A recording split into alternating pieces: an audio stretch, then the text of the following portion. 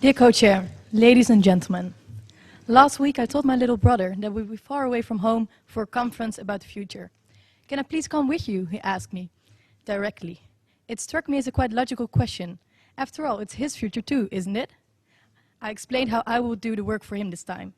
But more importantly, I explained and I promised that there would be a room filled with very important and intelligent people that would have also his best interest and those of all other families around the world at heart. But isn't it actually strange that we're discussing youth here without hardly any youth present in this room? That we're deciding about the future without future generations being part of these discussions? It is good to talk about young people, but it's much more powerful and meaningful to talk with young people. You will then find that young people share many of your concerns, and better, that we often have a clear view on how to achieve improvements. I'm going to ask you urgently to give your attention to youth priorities, such as education and employment, equality and good governance. They are high-ranking on the younger generation's agenda. And in an ideal world, we should not have to ask for help. But the reality is that many legal, policy and regulatory boundaries hinder the meaningful participation and empowerment of young people to exercise and claim their rights. We must, however, put young people at the center of design, implementation and monitoring of these goals. Meanwhile, I'm most thankful for the governments of Australia, the Netherlands and the UK for the opportunity to speak. Although this statement does not represent the governments of the countries, it does represent the voice of their youth. But it also includes the ideas of tens of other young people from around the world, since they were actively involved in the open writing process of this speech. In doing so, something became perfectly clear. We as people, despite our differences and diverse cultures, should work together as one. We have to make sure that all cultures, all ages, and all differences between people are recognized in the goals. Diversity is not a weakness, it is our strength. And youth is demonstrating this by working together, transcending national boundaries. And over again, our work results in common statements and solutions. It is possible. We support strong and ambitious SDGs that not only promote a sustainable and safe world, but also tackle the problems that get in the way. I'm speaking of economic inequality and youth unemployment, weak governance structures, natural resource inefficiency, and violations of human rights.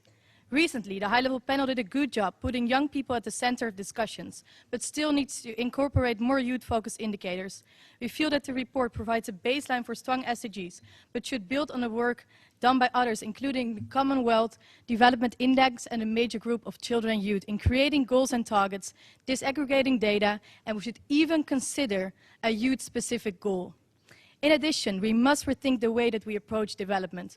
We call on member states to work towards a holistic approach, defining well-being that incorporates environmental and social considerations beyond the economic focus of GDP. 3 priority areas. First, the fast increasing numbers of youth unemployment are of major concern. We as youth should be educated to tackle current and future challenges. We must be equipped with new and sustainable skills that prepare for work, not to search desperately for, in some cases even for years, for a low-quality job. Investment in quality education is of high priority and generates immediate and intergenerational paybacks, but only if governments prioritize the creation of green and decent jobs, building a sustainably skilled workforce by increased investment together with private sector in order to enhance national ecosystem for youth enterprise. Second, the new framework should make an explicit commitment to the meaningful inclusion of the most vulnerable and marginalized groups. We must remove the barriers they face for accessing basic services, economic opportunities, political representation, and human rights. Supporting equal opportunities and reducing social inequalities will lead to more sustainable societies. Investing in girls, for instance, is one of the single most effective interventions for reducing poverty. SDGs should ensure girls' access to education and health services, including sexual and reproductive health and rights, and promoting policies that empower their role in society. And third, fair, responsive and accountable governance is among top priorities of young people around the world. We vote for a world where decision makers have integrity, responsibility and are held to account. A world where governance systems are designed to take courageous decisions for long-term benefit. Truth is Nowadays, many young people feel disempowered by the systems that are supposed to represent them. This creates distrust, which should be actively avoided. Let's face it, you do not only need us for designing these goals, but you will need us all the more to achieve them by 2030. And unfortunately, none of the young people I spoke with in my own country knew about this very far away process. Therefore, we would like you to think of a way how to make sure that all children and youth around the world learn about and know the SDGs from 2015 onwards and feel like they are part of it. You can start now.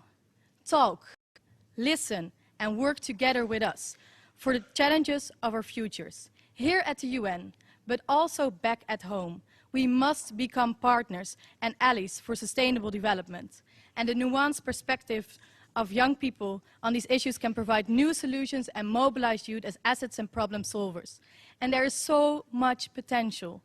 Do you know that an Indian teen girl recently developed a super energy efficient 20-second cell phone charger? That a high school student in the USA designed the fastest and cheapest cancer detector ever? And that a 19-year-old boy from the Netherlands created a system to clean the plastic soup in the oceans? And also, Gates and Jobs created revolutionary innovations when they were only about 21. Without these young ideas, we would never be where we are today. Youth innovations should play a prominent role in a new development framework. But it really is your task to stimulate and empower all of us in order to become part of the solution.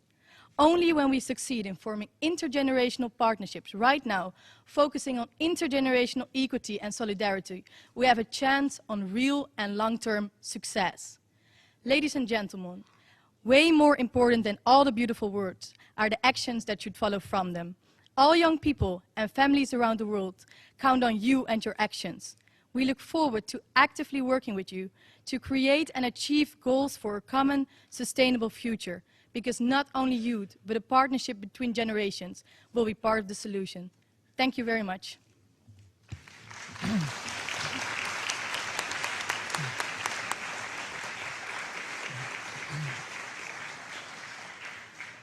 Very well deserved applause. I'd like to thank Netherlands for her young, energetic, impatient and pragmatic voice. Thank you indeed.